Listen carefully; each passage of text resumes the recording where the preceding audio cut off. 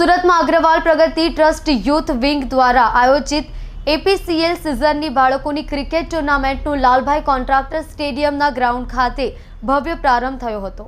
આ tournament 30 December સુધી ચાલશે। સુરતમાં અગ્રવાલ પ્રગતિ ટ્રસ્ટ યુથ વિંગ દ્વારા આયોજિત એપીસીએલ સિઝનની બાળકોની ક્રિકેટ ટુર્નામેન્ટનું લાલભાઈ કોન્ટ્રાક્ટર સ્ટેડિયમના ગ્રાઉન્ડ ખાતે ભવ્ય પ્રારંભ કરવામાં આવ્યો હતો। ટ્રસ્ટના ઉપપ્રમુખ શ્રી પવનજી ઝુનઝુનવાલાએ જણાવ્યું કે રવિવારે ટુર્નામેન્ટના ઉદ્ઘાટન સમારોહમાં સુરત શહેર પોલીસ કમિશનર શ્રી અજય તોમરજી મુખ્ય મહેમાન રહ્યા હતા અને તમામ ખેલાડીઓને પ્રોત્સાહિત કર્યા હતા।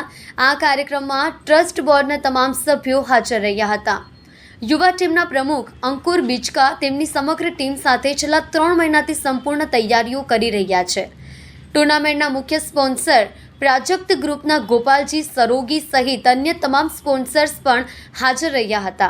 ટુર્નામેન્ટના પ્રથમ દિવસે 3 મેચ રમાઈ હતી અને ઓરા એવેન્જર્સ, કેજરીવાલ નાઇટ રાઇડર્સ અને વિનાયક ટાઇગર્સ વિજયી બન્યા હતા। આ ટુર્નામેન્ટ 30 ડિસેમ્બર સુધી રમાશે।